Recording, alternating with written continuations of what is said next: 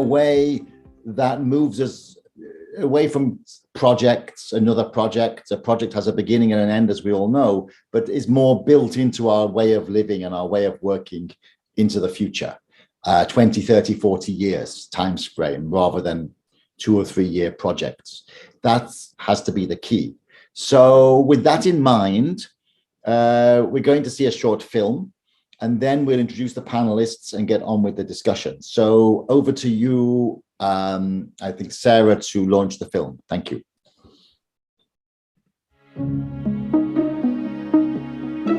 Climate change is hitting the poorest communities hardest. Local action demands systemic change and sustained finance.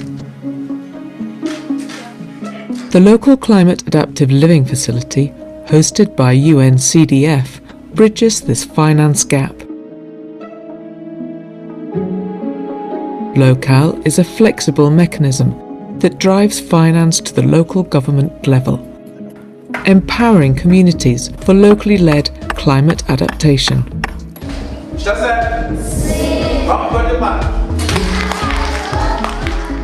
Launched in Cambodia and Bhutan in 2011, LoCAL is now a global mechanism. A growing number of countries have joined as LoCAL partners. Others are consolidating their country mechanisms, launching them, or designing initiatives. LoCAL works because it is a mechanism that is embedded in country systems, can be adapted to meet local needs, but with standardized quality assurance and monitoring. To date, LoCAL has mobilized $125 million and counting, working with subnational government in Africa, Asia, the Caribbean and Pacific for locally led climate adaptation. LoCAL is owned by the countries that sign up to the mechanism. The LoCAL board is made up of representatives from participating countries that are among the world's most vulnerable to climate change. Our local ambassadors know that LoCAL works. Moçambique é testemunho de que este é mecanismo que funciona, direcionado para as comunidades, com impacto direto na vida das famílias moçambicanas. Daí a necessidade de países iguais com vulnerabilidades climáticas como a de Moçambique. In Mozambique, communities are identifying what they need and driving action. A comunidade é que sabe tudo o que eles precisam. LoCAL actions are as varied as the communities where they are being implemented. No two projects are identical, just as no two villages are the same. So, in Niger, communities have identified activities to address water shortages, drought and changing rainfall patterns. In Benin, communities are engaged in irrigation improvements and investment in vegetable gardens. In Bangladesh, ponds are being excavated to serve the water needs of marginalised and landless communities. In the mountainous region of Bhutan, where climate change impacts vary from valley to valley, village to village, LoCAL actions include irrigation, landslide prevention, flood adaptation, and more.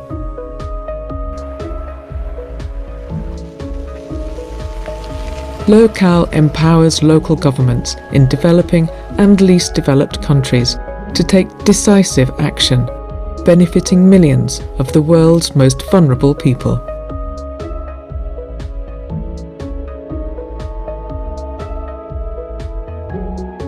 LoCAL, financing locally led adaptation.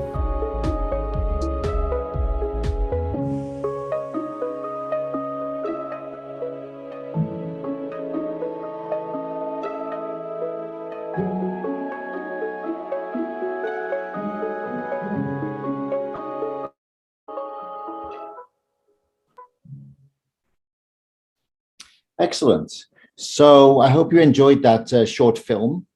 And I'd now like to put it into context, introduce the speakers, and then we'll have a little bit more discussion at the end as well. So the context is, as you saw through the film, and we know through the IPCC reports, that the days when we could just worry about climate change as something in the future have gone. Climate change is actually something that is happening right now. It's something that is happening and has happened. It's our present. We're reminded of this every day. I don't know if you've noticed, probably not, but in my own country, the meteorological office has changed the definition of a heat wave. There used to be government resources every time there was a heat wave, and a heat wave was calculated as, I think it was 5 successive days of 27 degrees Celsius.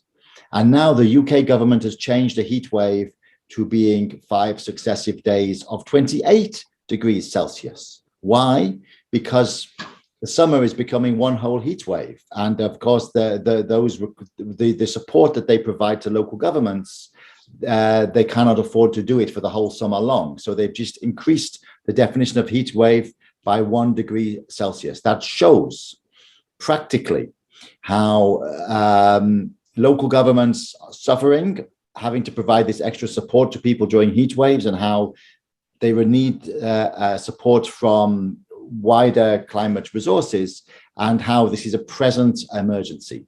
So you saw through the video the other fact, which is that the response to this climate change is different place by place. As the lady said in the video, local people know what needs to be done, but what needs to be done will be different 50 kilometers away, 100 kilometers away. Climate adaptation is inherently local. And in fact, all cities, all towns, all villages, all human settlements are built around adaptations to the current environment, and they will all have to move to adapt to the environment that is coming. So it's going to be a global transition to move to a new state of adapting to 2 degrees Celsius warmer than it is now on average. So with that, I'm going to introduce the speakers. We're going to hear first from Mohideen Khan, who is chairman of the Kontakata Union in the Sarankola Upazila in Bajahat, Bangladesh, and he will be speaking in Bangla through an interpreter. Then we will have Landing Sane, who is chairman of the Mansa Konko Area Council in the Gambia. Then we will have Feliciano Rosario Matavelli, who is from the Gaza Service of Economy and Finance in Mozambique. Then Batanek Cheng, who is from the National Council for Deconcentration and Decentralization Secretariat in Cambodia. And finally, from Sophie de Konik, who is the global manager of the local climate adaptive living facility. Now, we will then have a summary discussion. And I think what we need to focus on in the discussion is how we can finance sustainably into the long term this incremental cost of climate adaptation.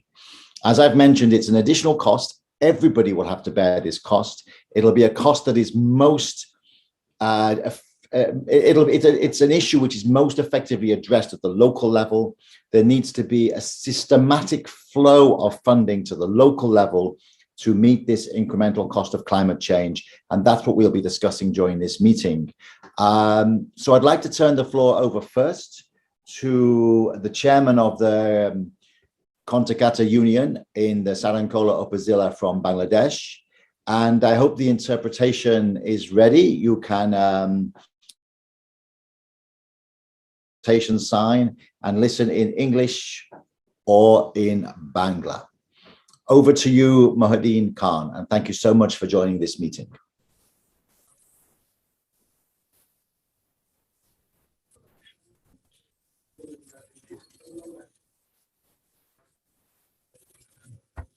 You may be on mute. সম্মানিত উপস্থিতি, সুধী সকলকে আসসালামু আলাইকুম। আজ গবেষণা কনফারেন্সে 2022 এর এই বৃহত্তর আয়োজনে জলবায়ু পরিবর্তনের ফলে ঝুঁকিপূর্ণ ও ক্ষতিগ্রস্ত এলাকার জনপ্রতিনিধি হিসাবে আমাকে কথা বলার সুযোগ দেওয়ার জন্য আমি আয়োজকদের আন্তরিক ধন্যবাদ ও অভিনন্দন জানাচ্ছি। আমি মোহাম্মদ জাকির হোসেন খান মহিউদ্দিন, বাংলাদেশ বাগেরহাট জেলার শরণখোলা উপজেলা খন্তাকাটা ইউনিয়ন পরিষদ চেয়ারম্যান। ইউনিয়ন হলো বাংলাদেশের গ্রামীণ এবং স্থানীয় সরকারের ক্ষুদ্র ইউনিট। খন্তাকাটা ইউনিয়ন বাংলাদেশের বঙ্গোপসাগরের উপকূলবর্তী এলাকায় অবস্থিত এবং সুন্দরবন ম্যানগ্রোভ বন হতে এর দূরত্ব 7 থেকে 8 কিলোমিটার। ভৌগোলিক অবস্থানের কারণে খন্তাকাটা ইউনিয়নটি বাংলাদেশের একটি অত্যন্ত জলবায়ু পরিবর্তনে ঝুঁকিপূর্ণ ও একটি একই সাথে পরিবেশগত গুরুত্বপূর্ণ এলাকা। এই ইউনিয়নের আয়তন প্রায় 16 বর্গ কিলোমিটার এবং এখানে জনসংখ্যা প্রায় 40,000-এরও বেশি। এই ইউনিয়নের অর্থনৈতিক কর্মকাণ্ডের মধ্যে কৃষি ও মৎস্য আহরণ অন্যতম। এছাড়াও এলাকার প্রায় 7 থেকে 8% মানুষ তাদের জীবিকার জন্য সুন্দরবনের উপকূল ও প্রত্যক্ষ পরোক্ষভাবে নির্ভরশীল। উপকূলীয় অঞ্চলে অবস্থিত হওয়ায় খন্তাকাটা ইউনিয়নটি প্রায় ঘূর্ণিঝড়, জলোচ্ছ্বাস, স্বাভাবিকের চেয়েও উচ্চ জোয়ার ইত্যাদি দ্বারা ক্ষতিগ্রস্ত হয়। এছাড়াও আসসালামু আলাইকুম জাকির ভাই, আমি রিদা বলছি ইক্যাট থেকে। আমাদের একজন ট্রান্সলেটর আছে যিনি হচ্ছেন, আপনি যে বাংলায় বলছেন উনি এটা ট্রান্সলেট করে ইংলিশে বলে দিবে আর কি।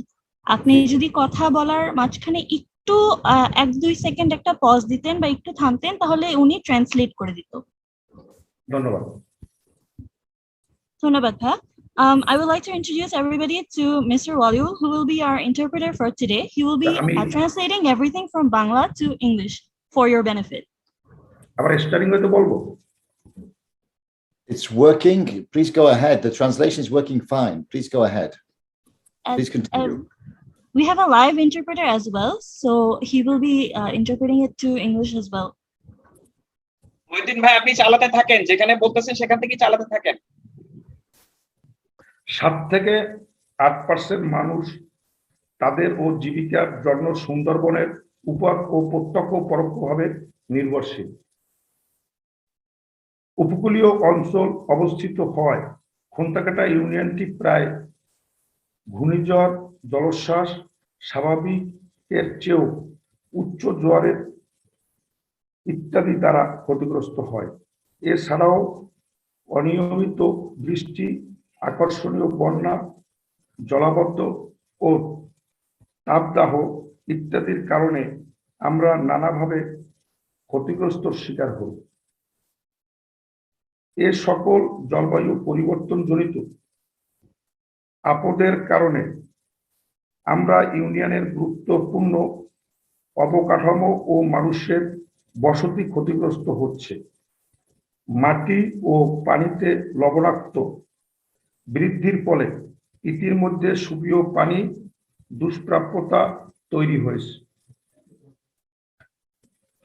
এর ফলে মানুষের নানা ধরনের স্বাস্থ্য সমস্যা দেখা দিয়েছে। ফসলীয় জমি উৎপাদন ক্ষমতা এবং ফসলের উৎপাদন হ্রাস পেয়েছে। কৃষিকাজ ব্যাহত হওয়ায় মানুষের উপার্জন কমে যাচ্ছে এবং খাদ্য ও পুষ্টি নিরাপত্তা ঝুঁকিগ্রস্ত হচ্ছে। আয়ের উৎস হিসাবে প্রাকৃতিক সম্পদের উপর মানুষের অত্যাধুনিক নির্ভরশীলতার কারণে মানুষ বেশি ক্ষতিগ্রস্ত হচ্ছে। আবার অনেক ক্ষেত্রে মানুষ অন্যত্র স্থানান্তরিত হতে বাধ্য হচ্ছে। তাই নিজের স্থানে টিকে থাকতে হলে জলবায়ু পরিবর্তনের সাথে অভিযোজিত হওয়ার কোনো বিকল্প নেই বলে আমি মনে করি।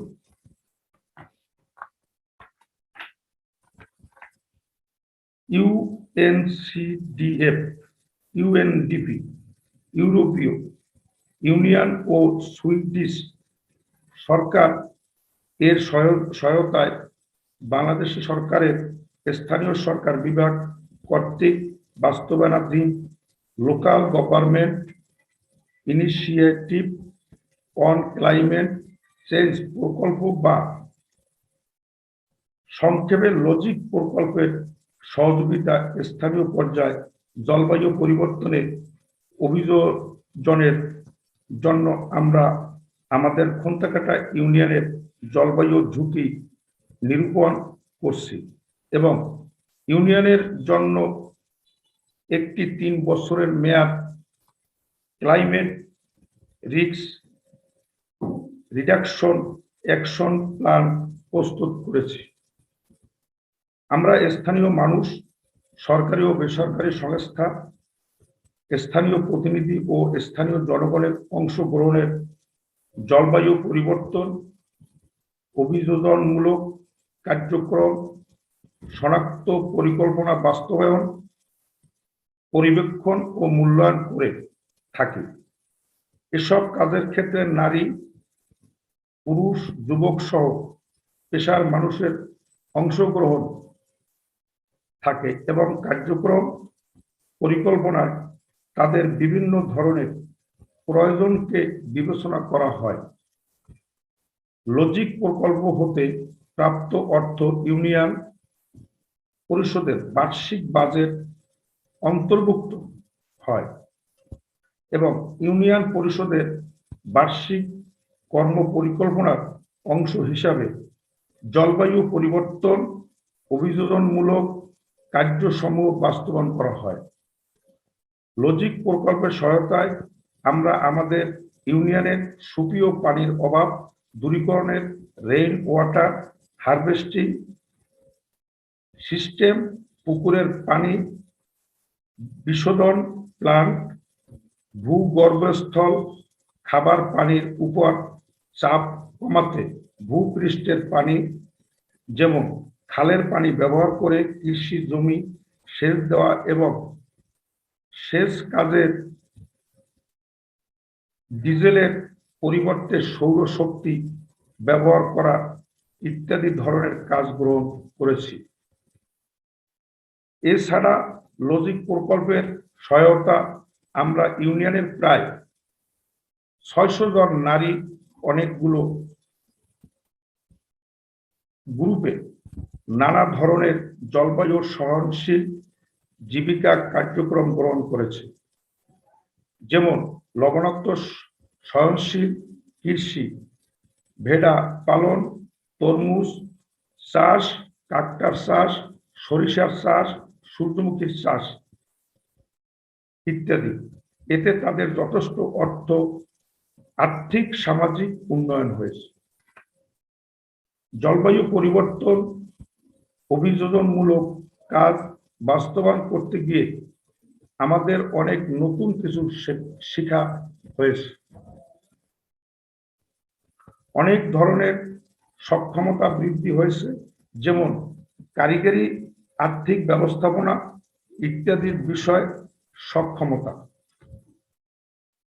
লজিক প্রকল্প বাস্তবায়নের মাধ্যমে আমরা যে গুরুত্বপূর্ণ বিষয়ে সচেতন হয়েছি তা হলো যে কোনো উন্নয়ন কাজ জলবায়ু জনিত ঝুঁকির বিষয় গুলোকে মাথায় রেখে পরিকল্পনা ও বাজেট করা। এর ফলে আমরা মনে করি যে আমাদের উন্নয়নকে আমরা জলবায়ু সহনশীল করতে সক্ষম হব। তবে স্থানীয় পর্যায়ে জলবায়ু পরিবর্তনে অভিযোজনের মূল ধারা হলো আর্থিক সীমাবদ্ধতা, কারিগরি ও বৈজ্ঞানিক জ্ঞান অভাব এবং বিভিন্ন সরকারি সংস্থা পরিকল্পনা ও কাজের উপর আমাদের জলবায়ু সহনশীলতা নির্ভরশীলতা। এই বলে আমি আমার বক্তব্য শেষ করছি। আপনাদের সকলকে ধন্যবাদ। আসসালামু আলাইকুম। Thank you.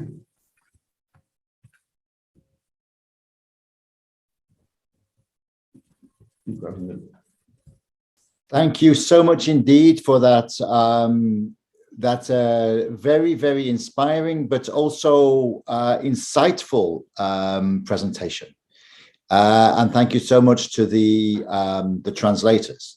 I think it's clear from that presentation that the solution to climate adaptation is many, many, many small to medium-sized activities.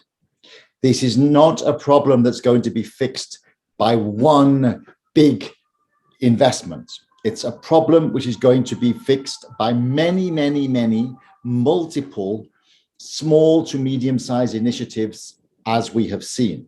And they can only be designed and implemented locally, but they need to be at a global scale. It's going to be about adapting locally, reporting globally. With that in mind, I'd like to turn the floor to Landing Sane, the chairman of the Mansa-Konko Area Council in the Gambia, and looking forward to hearing what you have to say, and maybe for the people participating in this workshop, connecting it with what you've just heard from Bangladesh, because we're now going to travel a few thousand kilometers to the west, and we're going to hear about a different ecosystem, but one that is facing the same challenge. So over to you, Landing Sane.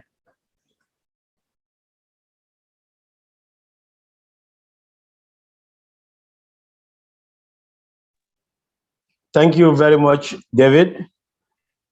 Let me thank my co-presenter or panelist, chairman, for his wonderful presentations.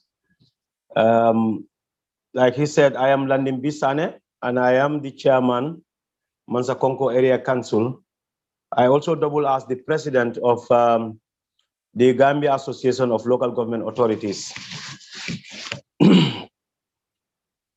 Are you hearing me clearly? Loud and clear. Please continue.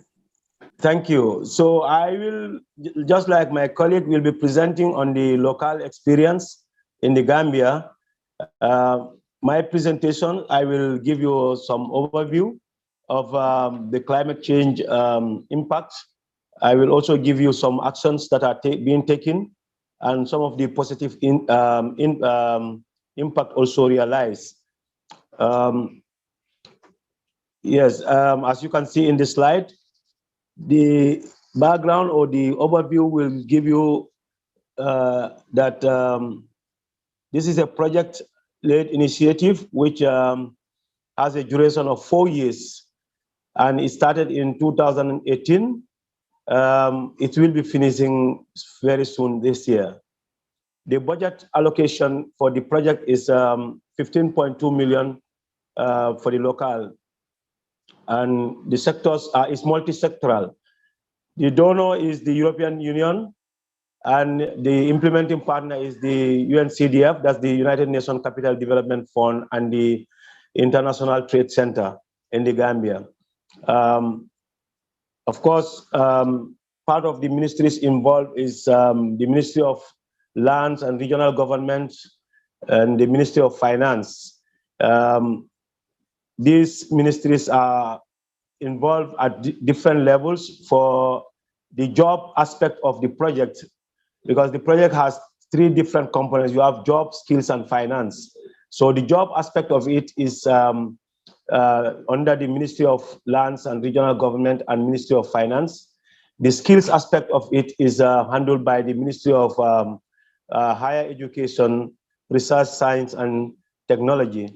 And the component that handles finance is basically handled by the Ministry of Finance and the Central Bank of the Gambia, CBG. Now, this project is being implemented in the local government authorities of the Gambia. Gambia has 8 local government areas. We call them LGAs. And these LGAs are not all part of the project for this cycle. Only few are piloted and benefiting from this, of which my own area is part of. It started with, in 2018, and a part of also the areas that are piloted. Not the entire area is piloted, but certain wards. In the Gambia, you have the local government area, you have the wards, and you have the village development committees. So in my area, like for example, out of 12 wards, only 4 wards were targeted for the beginning. But as we speak, altogether across the country, we have 32 wards benefiting from the project. What I would want to emphasize on looking at climate change is how it affects, and I want to read this script for you. Adaptation to climate change is a necessity for all communities everywhere. Populations in developing and least developed countries are among those most affected by climate change. Of course, that is very evident.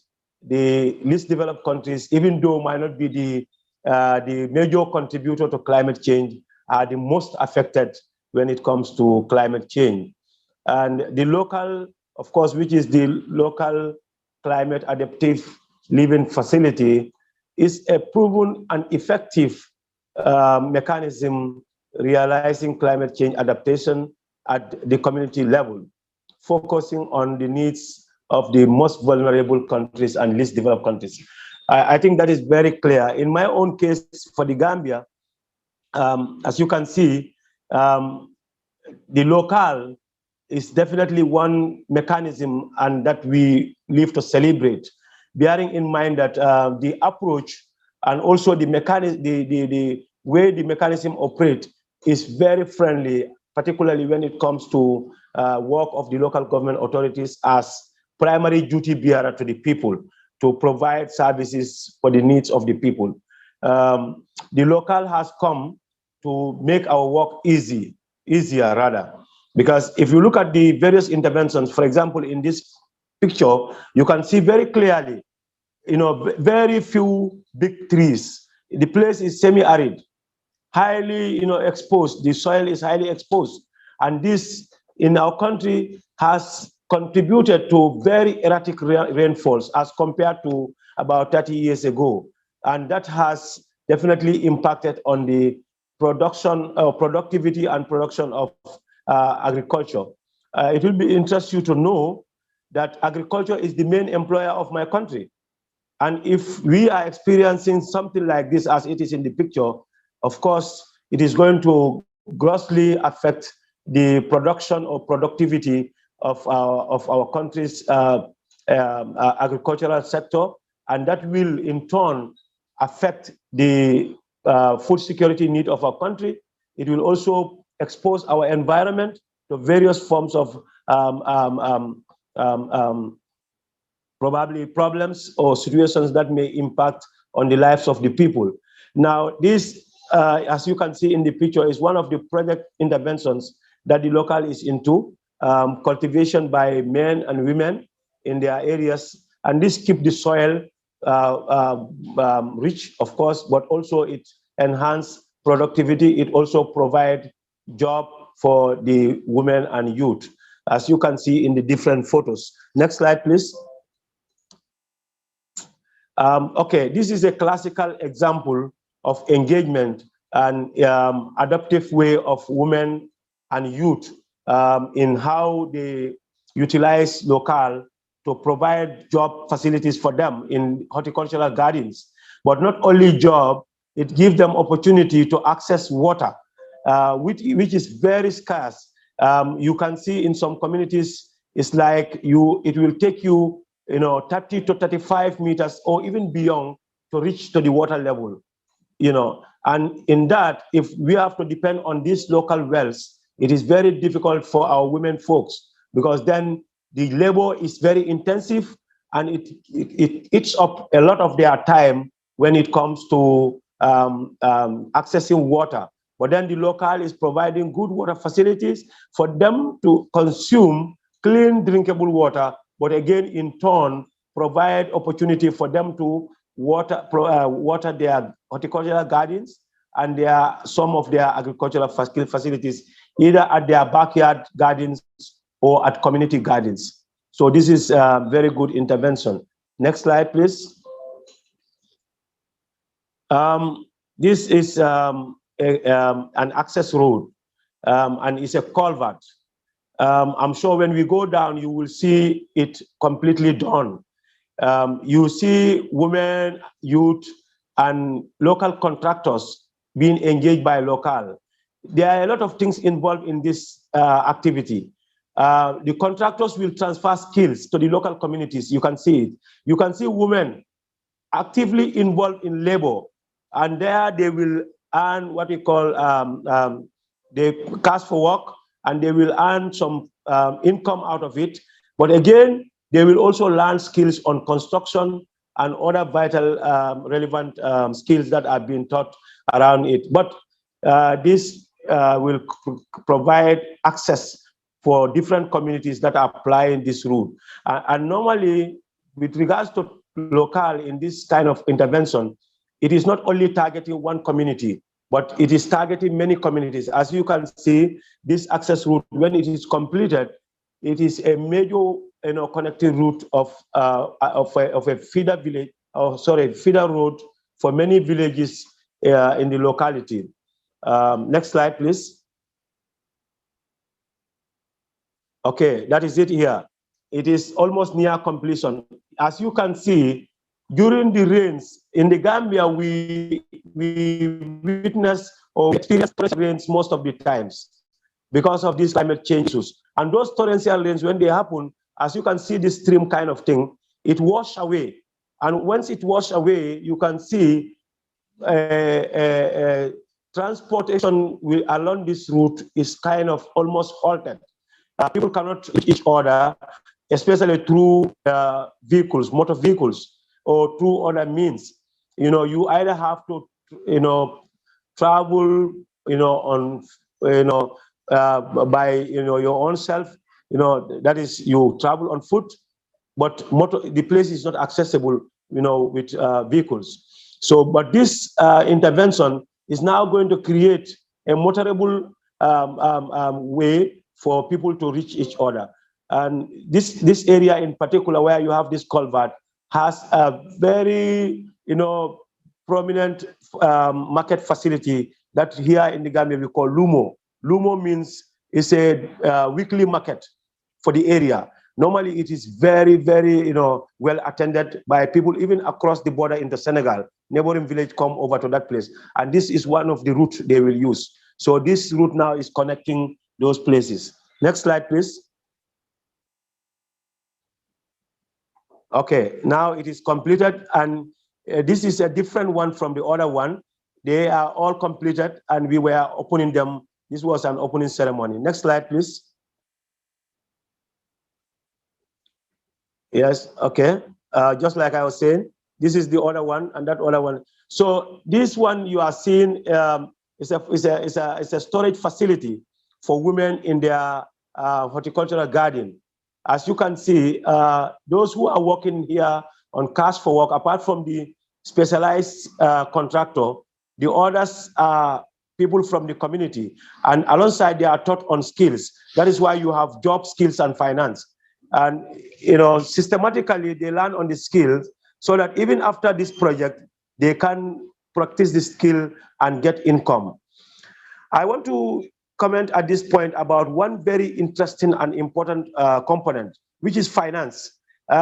During this process, cash is not normally handled, directly by the project. Normally, it's transferred through money transfer means. And along the process, the communities are also exposed to electronic banking and electronic transaction with cash. So that also serves as a capacity building process to enable the community people to be exposed to those latest and current electronic ways of managing finance. Yes, so you can see this also facility is very important because then women will be able to cultivate, and then when they get their produce, they can keep them safely in these facilities. Next slide, please. So this is also an agricultural farm. It's a mixed farm. You can see this guy standing is a councillor of the ward. And you can see mango trees, of course, but this on the other side is pawpaw and different vegetables being cultivated there. But on the other side, you can see is groundnut, which is the cash crop for Gambia. So the women and the youth involved in that communally to cultivate. Next slide. Okay, so you see in the abundance of water, the food is tasty. You can see water is available and the young lady is watering. So the drudgery, the hard work is elevated. The women no more are not exposed to that, hard work, fetching water from well, taking a lot of their time. And, you can see them happy together. So that is very interesting. And in the process, they also get income out of it. So poverty is alleviated. And they become more and more resilient to the effect and impact of climate change. Next slide, please. So that is the end of it. With what I've said so far, to wrap it up all together, if you look at what I've presented, apart from the overview, there are a lot of benefits that we derive from this, that the LoCAL, because in the process, the local government authorities are integrated. We are consulted and are integrated into the whole process. So along the way, not only the community will benefit, but the local government authority in itself, the capacity will be built in the process in terms of adapting to climate change, but also in terms of understanding the needs of our people. Because all these interventions come out of the assessment of what our people want, and they will tell us what they want, and they will participate in doing what they want to get what is desirable or what is needed for them. So on that note, I thank you very much. I'm sorry if I have gone past my time. Thank you very much. Well, thank you very much indeed. And maybe a couple of minutes, but that's okay, because I think the passion and the relevance of these actions that are taking place at the local level are so important. And you can see the similarities and the differences between Bangladesh and Gambia. Similarities, local action, differences, unique responses, depending on what the situation is. So thank you so much indeed.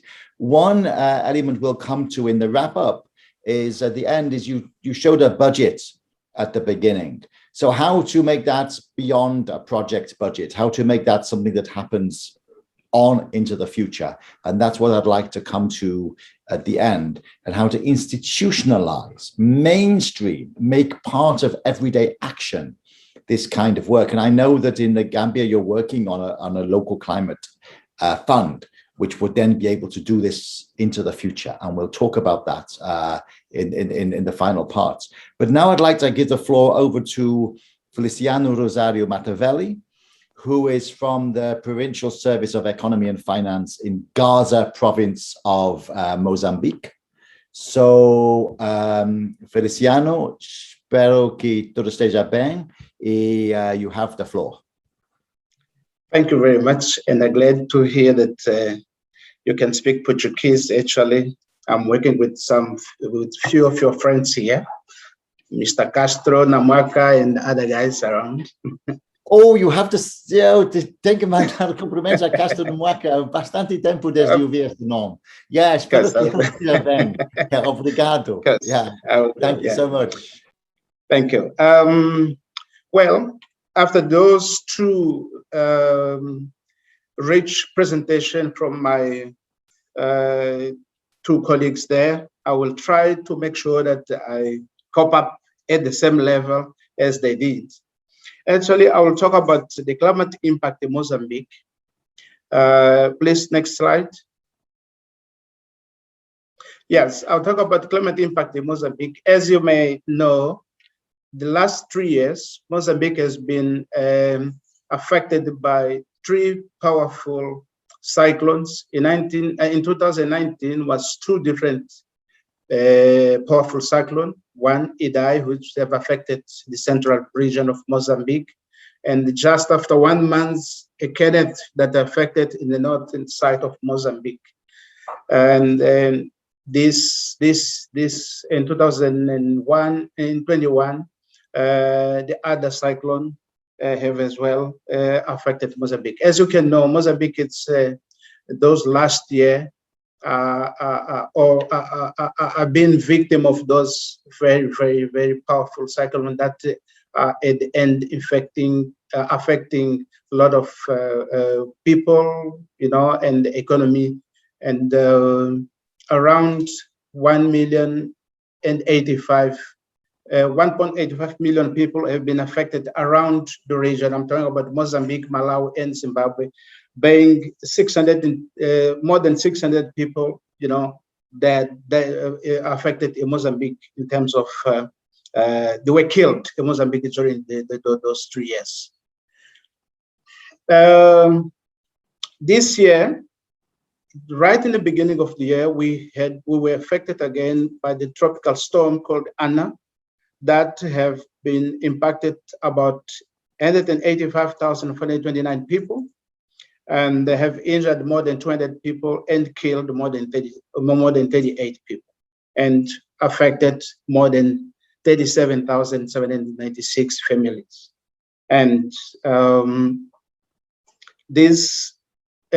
those family, about 2,200, they have been displaced to Malawi, which was nearest safe place. So they moved to Malawi to get a safe place.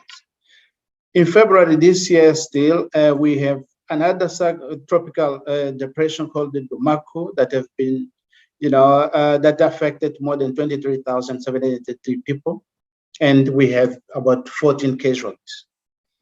And just after 1 month or less than 1 month, another one, which was the last one that happened 2 weeks back, called Gombe, that impacted more than 448,000 people. So as you can know, we are in the road of cyclones and the tropical depression and so on. One thing that I would like to share is that the last cyclone that happened in 2 weeks back, called Gombe, they've affected as well one of the regions where UNCDF with the local initiative who works, called Merci, in the north side of Mozambique, Musuria, where we have been tested in terms of our capacity of adapting and bring to the community, some infrastructure that can be resistant and resilient to the climate change. And happily to say that the classrooms that we have built, they have resisted to that cyclones, out of a lot of other infrastructure that has been destroyed. So that shows the importance of adaptation, importance of trying to bring knowledge to the local people towards sustainability. Next slide, please. We can see in the dark red or a brown area, those are the districts that are more normally have severely affected, and the light brown, it's medium affected. So we can see mainly the central and the central north area of Mozambique are in the road of cyclones and the tropical depression, and those are the areas that this year they have been affected. Next slide. So how do we deal with it as a local government? How do we deal with those cyclones, with those tropical depression, or all those disaster risk? So we try to bring about the disaster risk management before before happening. If you can see, just taking into, rephrasing Mr. Jackson, he said, okay, we have to increase all our plans, taking into account 1 degree plus in the global. Yes, in the last 50 years was increase of temperature, but one degree centigrade. and that have among that as well have increased the frequency and intensity of extreme event, particularly in Mozambique. Some years back, we normally used to say, okay, the extreme events like cyclones happen every 20 years, but today it's like every year and sometimes twice or 3 times a year. And in terms of its magnitude, it's getting more and more severe. And that leads us to take some measure to make sure that we deal with it. So what we do before that happens, we have to identify the more, let me say, the places where normal that happen, like floods, like cyclone. Then we have to do the simulation of, the simulation of exercise that to make sure that we take the people out. So we have to train the people. We have the local committee of disaster, reduction in place. So we have to train them. So we do the simulation exercise. We disclose the emergency plan. We revitalize these local committees and as well the Mozambique Red Cross volunteers. We activate all local committee and identify the high risk areas. And then we identify evacuation routes and safe places for temporary shelters. That is preparedness before the cyclone happens. During the cyclones, we operationalize the contingency plan. We have to we do the rapid need assessment and readjust the response plan according to the magnitude of the event. We prepare humanitarian aids and call for mobilizing additional resources and as well coordinate rapid assessment for post-disaster needs. And after the disaster, we normally implement the specific activity for the recovery livelihoods. We monitor and integrate the implementation of the recovery activities. We assess humanitarian response activity and lesson learned, as well as developing the multi-sectorial post-emergency recovery. Next slide. So, why local matter to the local to the local place? I will just, if you see the picture there, it's one of the example of a small water system that was developed through our assistance that provide water, to the local villages. So the local government in Mozambique is in unique position to promote the climate change adaptation actions. Build resilience to the community, and actually because the people are living in the community, with the community. If it's something happening as well, they are affected, so they know better what really needs to be done.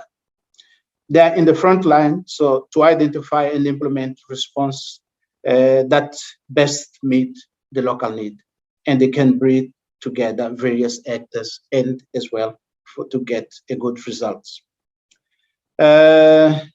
Normally, the local government, they've been undertaken for small and medium-sized adaptation infrastructures and investment and require for building climate resilience. But the climate funding and the capacity gap, to make sure that we get all the data, disaster risk reduction and recovery. These are the main. We get that mainly from the local level, who they know better what's happening and they can provide more, useful information. On top of that, the COVID-19 have as well exacerbated the impact from the climate shocks affecting highly vulnerable people. As you may know, most of people who were living out of the informal businesses, and they were forced, to leave this informal business because of, avoiding the agglomeration and so on. They end up, getting more poor and poor, and that have created even more problem in terms of poverty. The next slide. LoCAL as a financing mechanism to strengthening subnational climate change adaptation in Mozambique. So this is a proven global mechanism designed by UNCDF. So that they brought to us, a form of support the local government to assess effectively use climate finance and local level, ensuring traceability and performance. As well, promoting the integration of climate change adaptation in local government. So developing and adapting plan and budget. As you can know, the traditional planning was a top-down process where we have the national plan, and then the district should extract from the national plan what to do in terms of development, socioeconomic development. But through this process, we can identify locally what suits better to the community and bring those identified infrastructure or activity, and then we pull into the local plan, and again goes up to the provincial, up to the national. So we've used this form of planning, to change the way how traditional used to be done. So we as well using that to get access to the performance-based climate related grants, and that guarantee programming and verification of local adaptation expenditure, combining performance-based climate resilient grant with technical and capacity building support. One of the things that, beside the financing infrastructures, the process of implementation bring about capacity building to the district, training the government, the district government, the district technical team, and as well the district consultative council. Next slide. So how do we access to that? In Mozambique, we have so-called local adaptation plans, which is a strategy to provide action to reduce climate vulnerability and improve resilience to livelihood. At almost all the districts, they do have those plans. So those plans are designed, they bring about all the district profile, the socioeconomic and climate vulnerability, the district development vision, the strategy, the objective of climate change, the resilience, the action plan. They bring as well the monitoring and evaluation plan, the investment opportunity to drive resilient district development. So it's a strategic document that to bring all the needs to respond to the events that normally happen to that district and can be affected. And it's picking, what intervention can be put in place to make sure that we adapt and we can assist the district to be more resilient to those impacts.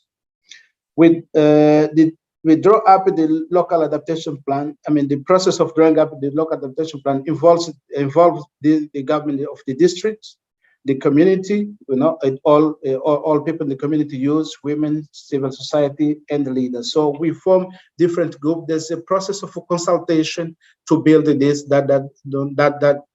strategic plan for the district should be. It's out of a participation process. So we as well trying to bring the vulnerability matrix, where we try to identify the vulnerability and responsiveness capacity of the district to those vulnerabilities. So the local local project provide the technical assistance, the capacity building, the financial support in local adaptation plan implementation. As you may know, there's a lot of districts having those plans, but hardly they do have access to the funds for its implementation. Out of 154 districts, there are already we have 125 districts with the local adaptation plan. And the local project is present in Mozambique in 29 districts plus one municipality. Being those, Gaza, as you know, Gaza was a first province that was benefited from the local initiative since 2014. So we've been active, so LoCAL has been active in Gaza since then. Today covering about 11 districts, and they've scaled up to Inyambane with 10 districts, Nampula, Zambezia, and Niassa. So the local adaptation plan in all those districts are in place, which are being updated, to make sure that they have a period of its implementation up to 10 years as a strategic period. And for Niassa province particularly is supporting the Lishinga district, which has no local adaptation plan, but now it's been supported to design its local adaptation plan. Next. Thank you, Feliciano. I'm going to ask you if you could go back to the previous slide and maybe just stop there for the time. But I'm going to use this slide, which is a very important slide, to move to the next presentation. And just before doing so, to highlight one point, I think, Feliciano, that was a very strong and powerful presentation. You've highlighted something which didn't come up in the other two, which is the issue of the disasters. So there's two elements to climate change. Of course, there is the slow rise in global temperatures and the impact that has on rain patterns and agriculture, etc. And then there is also the sudden, the not so much slow, but the sudden disasters, such as the hurricanes, which are affecting Mozambique with increasing regularity. So climate change adaptation requires both response to disasters and a response to the creeping changes. But if you could go back to the slide that you were just showing, the one that we just looked at before you stopped speaking. So here you see the challenge, and this is what Sophie's going to address, and then we're going to discuss in the discussion. And then I hope we have time to come back to the speakers. So as you can see from Feliciano's slide there, we have local adaptation plans there's 154 districts in Mozambique, and there are 125 local adaptation plans. But the LoCAL mechanism, which is a mechanism, not a project, it's a mechanism, only covers a fraction of those 125. And likewise, it does not yet have a 10-year financing window. So the challenge that we face, and what we're going to discuss with Sophie now and then in the follow-up, is how we can turn this mechanism into a long-term financing system to enable what we've heard from Gambia, Bangladesh, and Mozambique, all very unique, but to enable this incremental cost to be mentioned, to be taken into the future.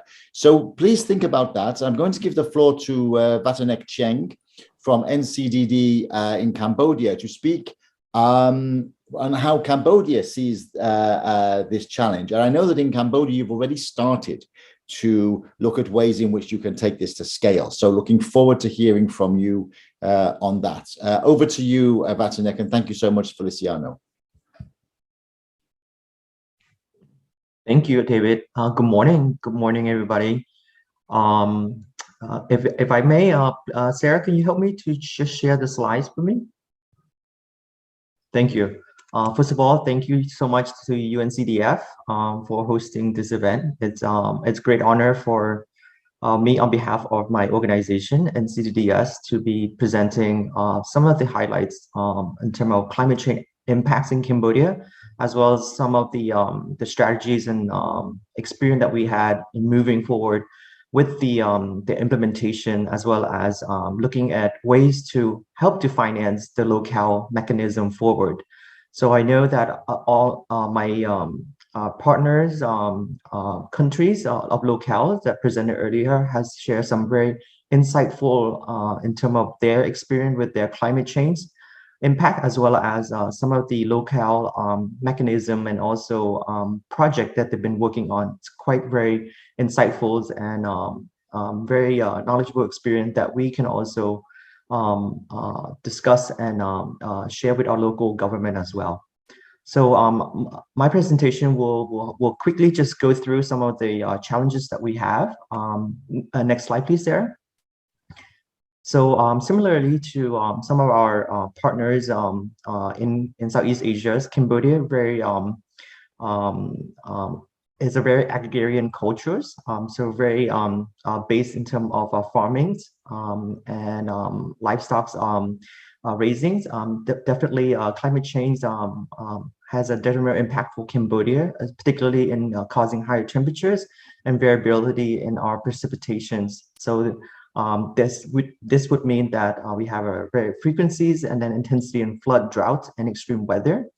And there was a study back in 2018 by the Ministry of Economic and Finance that the climate change will impact our GDP by 2.5% in 2030. So this is quite a large figures.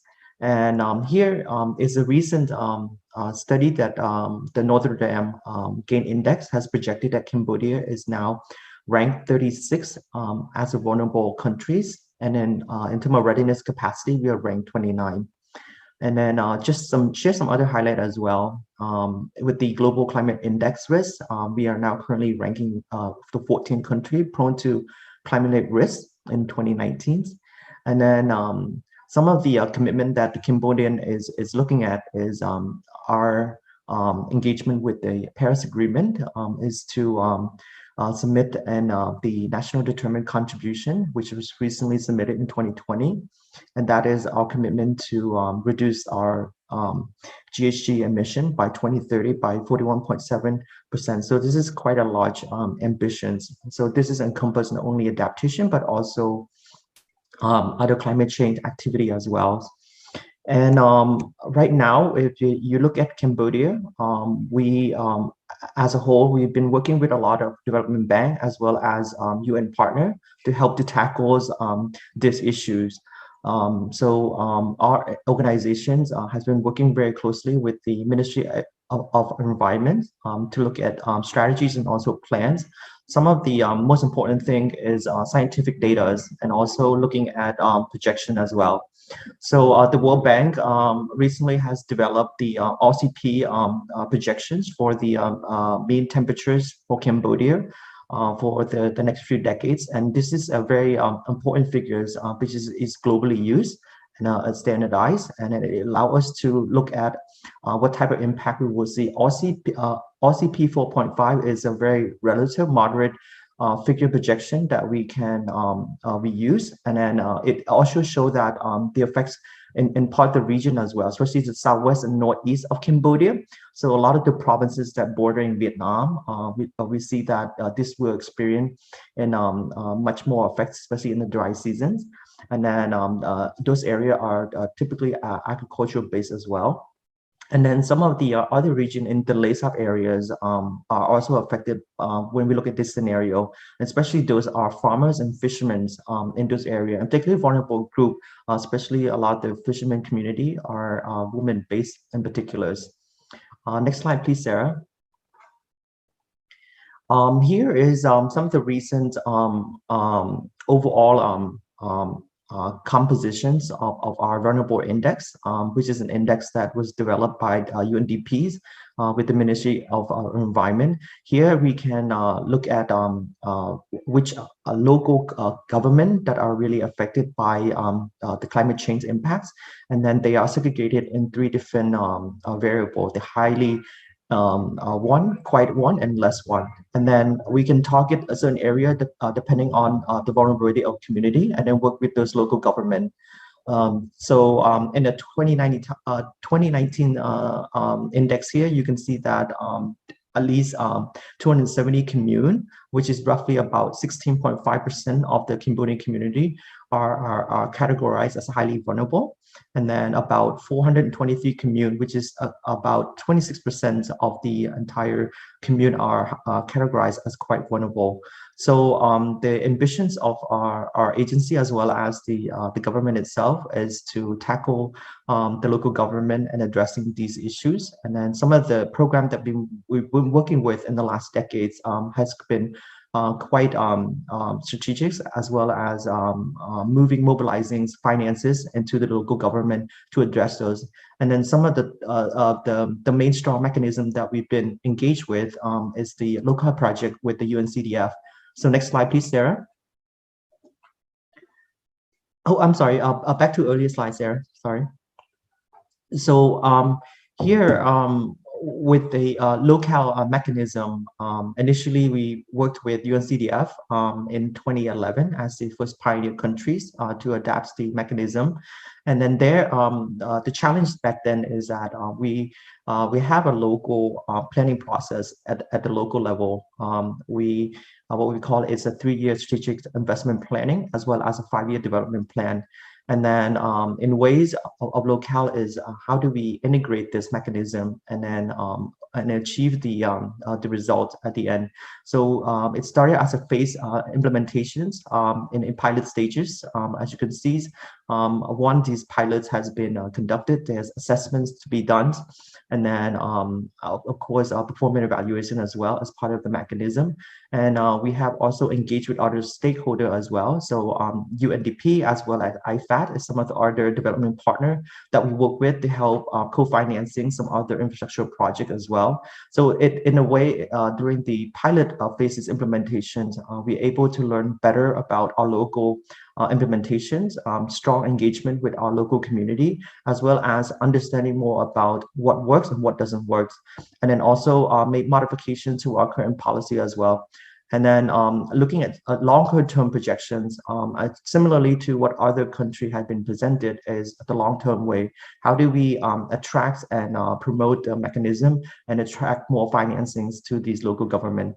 So there's been discussions at the national level and also local level, as well as international level, how to do this. Some of the key attraction that we have is looking at the global climate funds, similarly the Green Climate Fund and the Adaptation Funds. Sarah, can you please go to the next 2 slides, please? Next one.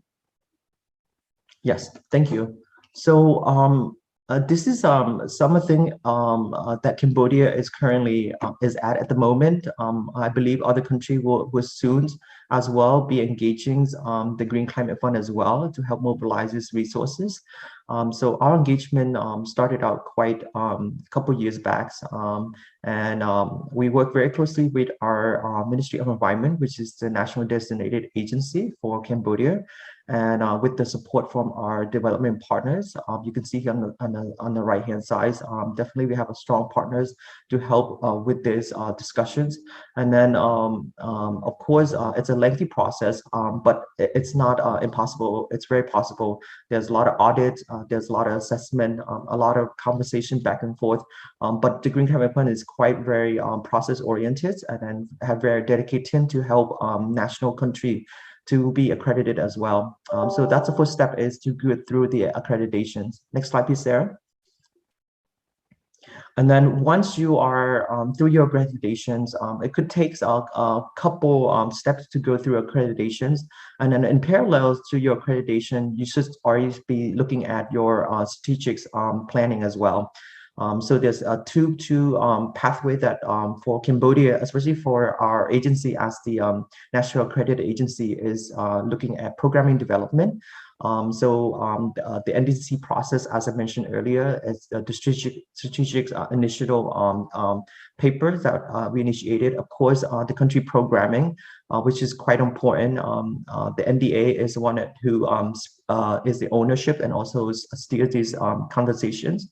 And then, of course, developing engagement at more of a planning process, and then looking at pockets of type of mechanism, and then what are potentials in terms of realigning and looking at different matrices in terms of the projects that's available. And then going more and more strategically, and then at more local level, is looking at our own entity work program. And that's where we start to develop brainstorming concept ideas, and also looking at prioritizations in terms of projects, which is cross sectors and multi sectors type conversations. And at the same time, with the support with the GCF, you also once you have your accreditations, you want to start looking at the type of resources available. The GCF have a number of mechanisms in terms of financing support as well. So if countries feel that they are not capable or they lack resources in terms of support, they have the readiness support as well. So readiness is available for countries to help to build their capacity in terms of hiring consultant, also working at with different development partners to help mobilize resources to help build themselves so that they are able to access those finances as well. And then last but not least, here we are now at a stage where we are scaling up our local mechanism projects with UNCDF. So currently we have now it's in phase 3 of our LoCAL projects for Cambodia. We have submitted our proposals to scale up to 15 districts, and this is quite ambitious for Cambodia. And this submission has already been reviewed by the GCF. Currently last week, we just got our approval from the CIC from the GCF. And so now we are looking to mobilize other support.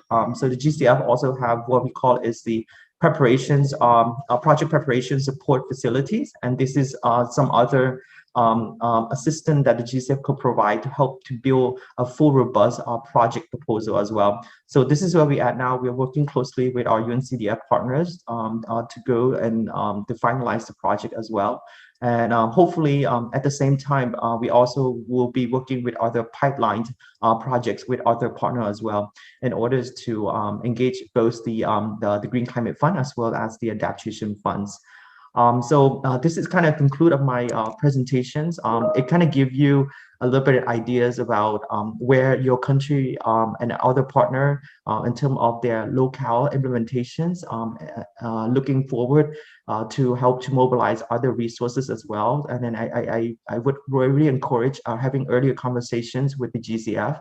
And then if you don't have that connections, definitely engage with us or engage with your NCDF partners to have that discussion, so that because there's going to be a needed time to help prepare those documentations and also just collecting data and reports so that it's available when you're ready to do your accreditations as well. All right, thank you so much for the opportunity today. Thank you. Thank you very much indeed, Vatanek, for taking us up on that challenge to explore how Mozambique, for example, could move to coverage for all the districts through the route that you have followed in terms of approaching the Green Climate Fund to take this mechanism to scale. There are, of course, other options. In Gambia, they're looking at a national climate fund, of which itself could be capitalized by Green Climate Fund and all other bodies. There are also other ways of organizing climate finance. I know in Bangladesh, there is an existing climate fund. However, maybe that institution has not yet realized that the local level is actually the way to achieve greater results. And if you actually turn your mind to how you can take to scale these local mechanisms, that's one way forward. There are other ways too, which I'm going to come to in a moment. But before that, I'm going to give this challenge to Sophie. Sophie, as the manager of this facility on behalf of the member states who really own and control it, what do you see as the challenges to taking this to scale? And can you think of any longer term solutions that we could start to advocate for that will enable this type of mechanism to be operational globally? Over to you, Sophie. Thank you, David.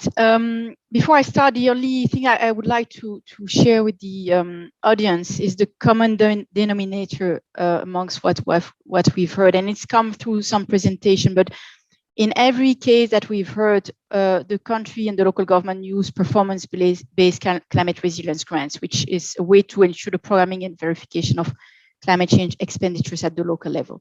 So that's one really key denominator, because the question you asked, David, is how do we bring this to scale? We've heard 4 cases, but in Bangladesh, for example, we're working now with 72 union parishes, and there are thousands of them. So how do we bring the mechanism to scale. In the case of the Gambia, we work with 32 wards and there are over 100.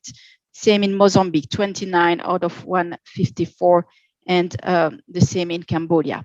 So in order to go to scale, and plus also we have those 4 countries we mentioned, but since we started 10 years ago, there are now 30 countries that are using this instrument.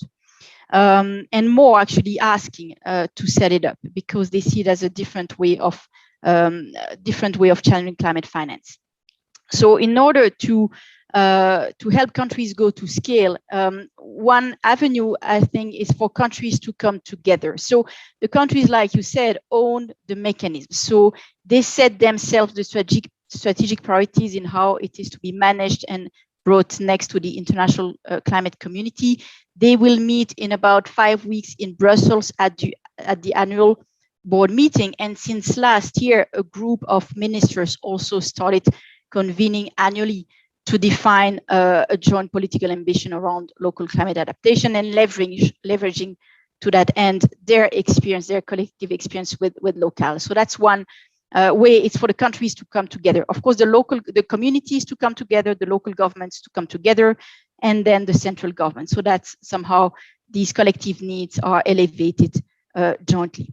Now, on the questions to access climate finance, there is, as we see, a federation of efforts. So countries that gradually go to scale, like we've seen in Mozambique or Cambodia or other countries, actually start seeing different partners using the same instrument. They might well be each with a project approach because that's largely how aid function or climate finance function, however, using the same instrument. So in the case of Mozambique, there are already 4 or 5 such partners, and 2 at least in Bangladesh, as well as 4 in Cambodia. So among those partners, we can mention some of them which have the vision to actually see this instrument being board and piloted and then scaled up. So EU, Sweden, Belgium, Switzerland, African Development Bank, and there are more, as well as the participating countries, because we also see that the countries co-finance LoCAL themselves in a number of cases. So altogether, they've already mobilized $125 million US, and we committed together, or UNCDF as the host of the facility, to double the original figure of 100 million every 5 years at least until 2023. So that's one way to go to scale. A second way to go to scale is to continue supporting the countries with their direct access. So we're currently working with Cambodia, but with another dozen countries to help them with direct access to Adaptation Fund and Green Climate Fund. And that means supporting their own accreditation and then accompanying them at every step from concept note to funding proposal to accessing the fund so that they can themselves access and then channel that finance down to the local level, to the local government, to the communities.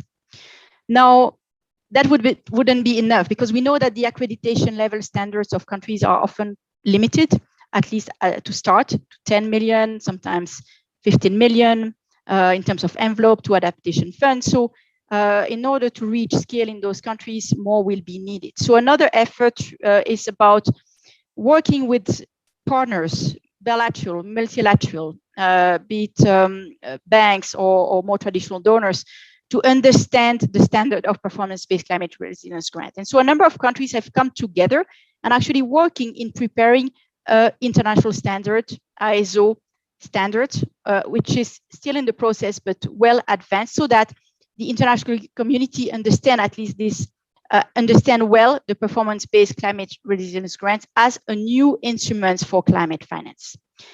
And last, maybe as a 4th point, we see that the countries are coming together to actually share their experience, their direct practitioners' experience at the UNFCCC through side events, yes, but also through the negotiations, making submissions, sharing their experience with the Adaptation Committee, with the Standing Committee on Finance, and more, so that with the view that gradually that experience, which enables country to move from project approaches to more systemic, scalable approach, yet flexible, contextualized, but this kind of movement from project approach to using their own system starts being understood by the convention and by the financial instruments of the convention. So we have the COP27 in a few months ahead.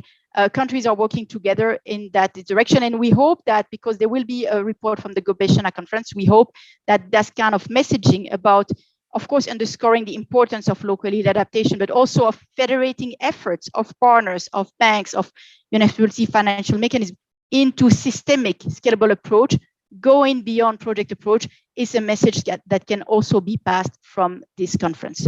Thank you. Thank you very much indeed, Sophie. So I think you put your finger on it in terms of going beyond the project approach. And also you mentioned that lowest common denominator, and maybe we can come back to that and we can see how important that is. So you mentioned the performance-based climate resilient grants. So this is at the core of the LoCAL mechanism, and it is a grant, but it comes down to the local government through the existing system. In Bangladesh, through the system that goes to the upazilas and the union parishads. In Mozambique, the system that goes to the districts from the province and from the national. So it uses the existing budget system, the existing procurement system, the existing planning, the existing financing. And that's why it's so effective. Because if it was a project, you would need to have all the project managers, the vehicles, the staff, and then when the project comes to an end, they all run away. But because it's a system, it just comes down through the existing arrangements and provides that additional cost to climate adaptation. But the other important point about the performance-based climate resilient grant is it's performance-based, because without that element, one could argue it would be wasted. How do you know it's going for real adaptation? And you know it because of the performance-based element, and the central government controls that. And the Ministry of Environment, the regulatory bodies, of course, the Audit Commission can make sure the money is well spent and spent on climate adaptation according to the local assessments. So you have that built-in checks and balances. Now, I think you made a really good point, Sophia. One way one can take this to scale is through the Green Climate Fund, but that takes a long time. And even the Green Climate Fund funds things on a project-by-project basis. So they can fund this on a project basis for 3 years, but then you're still stuck after that 3 years, once you finally get the money out of the Green Climate Fund. So I think, and speaking as the chair of the LoCAL board, the co-chair with all the countries, we're going to be looking at the UNFCCC at the COP to see how we can use this ISO standard that LoCAL will be seeking to get this really mainstreamed and try to find other ways that it can be a sustainable long-term form of finance. Maybe there needs to be some kind of international tax. If there was an international tax on fuel that then applied to this kind of mechanism that's applying the ISO standard, that would be a way of actually having resources to keep this mechanism going into the future. And we need to think outside the box and think beyond, I think, the World Bank, the Green Climate Fund and others, because as you mentioned, 125 million, that's impressive. But if you look at the scale of the world, we need so much more.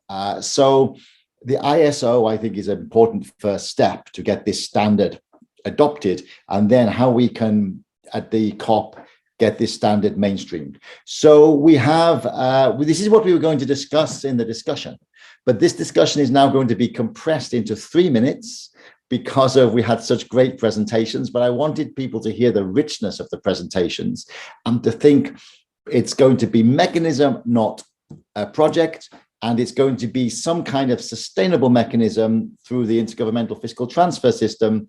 And, it's going to have to find some form of sustainable financing. But this is what needs to be done. This is the only way to build a sustainable future. People might say it's grant financed. Why isn't it a bankable project? You're not going to get this type of adaptation in a bankable way. But by doing this, you're building the future for the economy. So this is actually investing in that economy. So let's look at ways in which we can finance this into the long term. So it's actually the end of the period designated for this event. I'm really sorry, it's not going to be possible to open it up to the floor, but I think the food for thought is there. Please follow us, find out more about LoCAL, and you will see in other events are organized by LoCAL, we're going to start looking at how we can mainstream and secure into the future this type of locally led adaptation financing mechanism, which I think is part of our shared future. So thank you so much, Feliciano, Vatacek. Thank you so much, the colleagues from Bangladesh, and all of the participants. Really grateful to you for participating in this event, and looking forward to seeing you all very soon. Thank you. Bye-bye.